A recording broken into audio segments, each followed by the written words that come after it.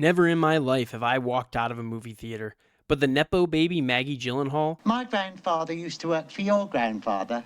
a multi-millionaire actress who's taken the opportunity to jump on the political wave and insert herself to make sure she's one of the few female directors in the industry to get her victim points up, with a major studio directorial crash and burn so hard it makes you understand a little bit better why Warner Brothers is $32.5 billion in debt. It's not about money. It's about sending a message. A collapse so bad it needs to be studied on what not to do, for making hundreds of people walk out of the theater, including my girlfriend. The $90 million catastrophic box office bomb is getting critically slammed its opening weekend and wasting its talented cast. This is Maggie Gyllenhaal's The Bride. The movie starts off with the ghost of Mary Shelley, the author of Frankenstein, giving a confusing and difficult to understand monologue about how everyone loves Frankenstein, but that wasn't even half of what she wanted to write. And she died of cancer before she could write it, and that she still has so much story to tell, and now she's trapped in some dark realm and has to get this story out of her head, the tumor that's bothering her, the story she never had a chance to write, and that the words are beginning to come. Is it a ghost story, a horror story, or most frightening, a love story? So as one does, she finds someone to possess, to be able to finish this story she wants to tell, and she lands on a lady named Ida, and immediately starts just spewing incoherent garbage that you honestly need subtitles to understand. Really?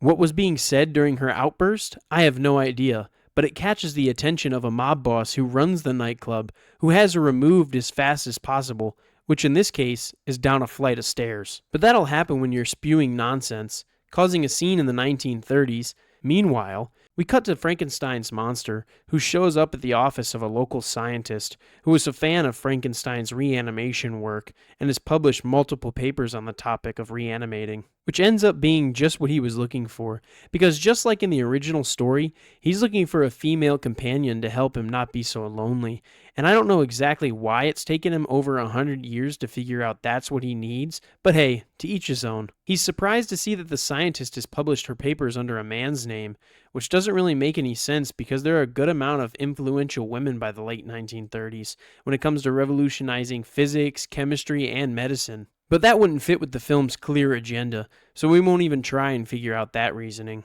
So with little to no convincing from the monster, who she gives the nickname Frank, is going to go help dig up some corpses and cure his lifelong loneliness. After choosing Ida and taking her back, jolting her dead body with some electricity a couple times, she becomes reanimated and Frank is trying to talk with her by using his deadly riz. But she's not having it, so she decides to go to a nightclub, not a speakeasy or a jazz club, but what reminded me of a cyberpunk 2077 nightclub with strobe lights, modern music, and some odd characters for sure. So after some weird dancing and a very odd sequence, they decide to leave, and that's when some of the local drunks decide they're going to try and do some no-no things to the bride. But that's when Frank runs up and brutally curb stomps the absolute shit out of them. And unluckily for them, someone had their giant flash camera and snapped a picture at the perfect moment, and it caught them in the act. So now the movie goes from a real lack of direction to this Bonnie and Clyde getaway love story, while trying to outrun the police and the mob boss, who's shocked to see that the bride is still alive. And while all this is happening,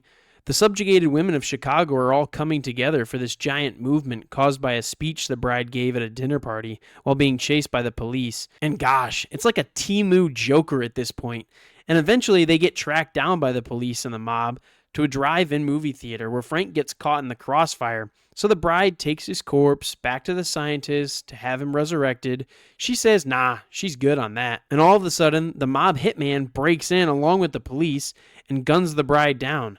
But then the ghost of Mary Shelley comes in out of nowhere and decides to take over the scientist and resurrects them both, and the movie ends with Frank and the bride holding hands. Good gracious, give me the strength. If there was a formula for how to burn $90 million and never make it back, this is the way. Using all the star power at your disposal, Christian Bale, Jake Gyllenhaal, Peter Sarsgaard, and Jessie Buckley's outrageous take, which was done the best she could with the terrible material she was given.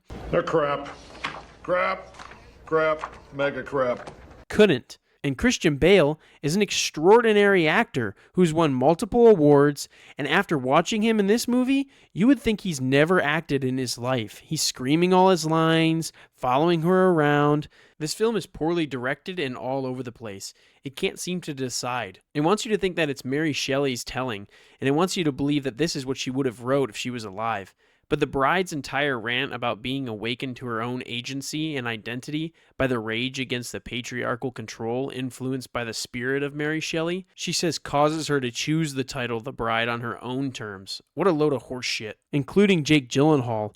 And I'm convinced he's just in this film to help his sister out and maybe get the studio to back her a little bit more and throw her some more money. His subplot is completely pointless. The film would have turned out the same way if he hadn't been in it. Even with that mighty cast, the film still can't be saved. Maggie Gyllenhaal cheated Warner Brothers out of $90 million like Charlie cheated in Willy Wonka and the Chocolate Factory. So you get nothing. You lose. Good day, sir. We had two Frankenstein movies months apart from each other, one with a competent director, using great storytelling, visuals, and a strong cast, and that honestly should have been in more theaters. And we have another one from a pocket-pleasing, agenda-promoting director who wasted a strong cast and should never be behind the camera in the first place. But besides that, the studio should have smarter people working for them, and know not to give her $90 million on a movie that can be done for 10. This will go down as one of, if not the worst movie of 2026. And that's the complete train wreck of a film, The Bride. Let me know if you saw the movie down below and what you think. Don't forget to like, comment, and subscribe, and I'll see you in the next one.